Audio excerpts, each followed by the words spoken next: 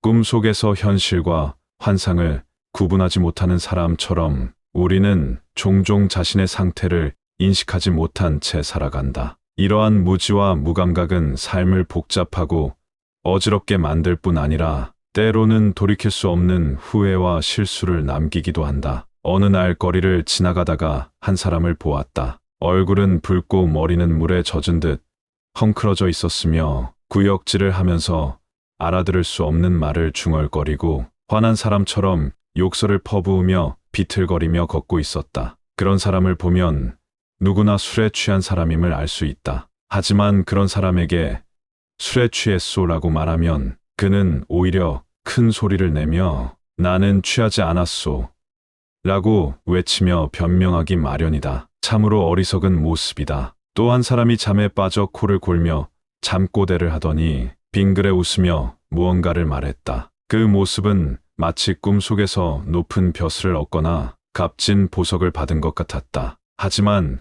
그가 꿈속에 있는 동안은 스스로 꿈이라는 사실조차 알지 못한다. 이런 모습이 얼마나 무상한 것인가? 꿈에서 깨어나야 비로소 현실을 깨달을 수 있듯이 우리는 자신의 상태를 돌아보는 자각이 필요하다. 이런 일은 술에 취했거나 꿈을 꾸는 사람에게만 해당되는 것이 아니다. 병에 걸려 위독한 사람도 스스로 병의 깊이를 알지 못한다. 자신이 병들었다고 인정하는 사람은 대개 큰 병에 걸린 경우가 드물다. 미친 사람도 자신이 미쳤음을 깨닫지 못하고 간사하거나 음란하거나 게으름에 빠진 사람 역시 자신의 잘못을 알지 못한다. 하지만 이런 사람들도 만약 그것이 잘못된 것임을 깨닫는다면 그 잘못을 고칠 기회가 있을 터인데 그들이 진정으로 깨닫지 못하니 참으로 안타까운 일이다. 내가 아는 황 씨라는 이가 있다. 그는 어릴 적부터 학문의 뜻을 두고 공부하며 살아왔다.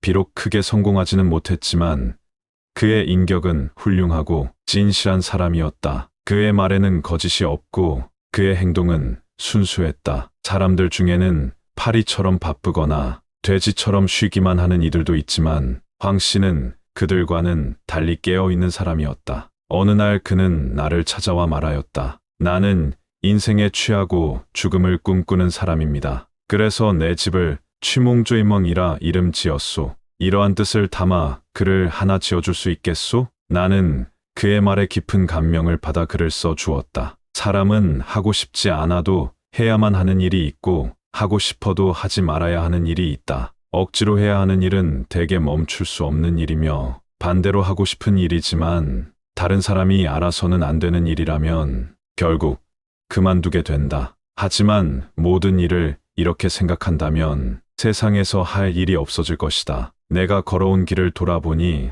나 역시 그러했다. 내 본성이 용감하긴 하지만 지혜롭지 못했고 착한 일을 좋아하지만 구별할 줄 몰랐다. 그래서 마음이 내키는 대로 행동하며 의심할 줄도 두려워할 줄도 몰랐다. 나는 어린 시절부터 마음 내키는 대로 돌아다녔고 자라서는 과거 시험에 매달렸다. 그러나 30이 넘어 내 잘못을 깨달았으나 그 잘못을 두려워하지 않았다. 이것이 내 운명일까? 아니다. 이는 내 본성 때문이지. 운명을 탓할 일이 아니다. 노자는 말하였다. 겨울의 시내를 건너듯 신중히 행동하라. 이 말은 나의 병을 고칠 좋은 약이다. 겨울 시냇물은 뼈를 깎는 듯 차가워. 꼭 필요한 경우가 아니면 건너지 않는 법이다. 이처럼 우리는 모든 일에 신중해야 한다. 내가 이러한 생각을 글로 남겨 아이들에게 가르쳤는데 그것이 바로 여유당 여당의 의미이다.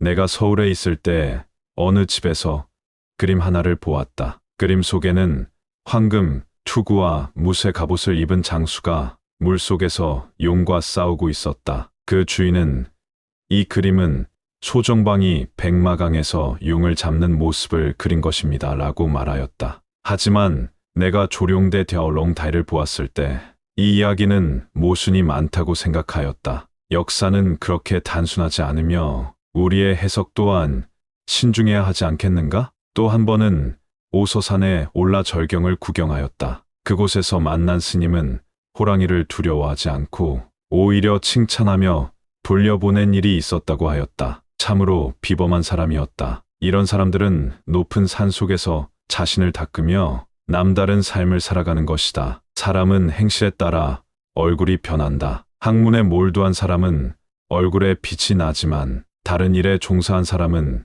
그에 맞는 얼굴을 가지게 된다. 그러나 외모로 사람을 판단해서는 안 된다. 공자도 말하였다. 외모로 사람을 평가했다면 훌륭한 사람을 알아보지 못했을 것이다. 그런데 얼굴은 사람의 내면을 담기도 한다. 생각이 깊고 진실한 사람은 그 표정에서 편안함과 믿음직스러움이 드러나지만 간사하고 악한 마음을 가진 사람은 그 얼굴에서도 그늘이 보이는 법이다. 그러니 우리는 스스로의 마음을 바르게 하고 내면에서 우러나오는 밝음으로 세상을 대해야 한다. 그렇게 할 때 진정한 존경과 신뢰를 얻을 수 있을 것이다. 마지막으로 내가 자녀들에게 남긴 두 글자가 있다. 하나는 부지런함을 뜻하는 근칭이고 다른 하나는 절약을 뜻하는 검지양이다. 이 두 글자는 비옥한 땅보다도 귀한 유산이니 이를 잊지 말고 실천하길 바란다. 부지런함은 오늘 할 일을 내일로 미루지 않는 것이며 절약은 필요한 만큼만 쓰는 것을 의미한다. 부지런함이란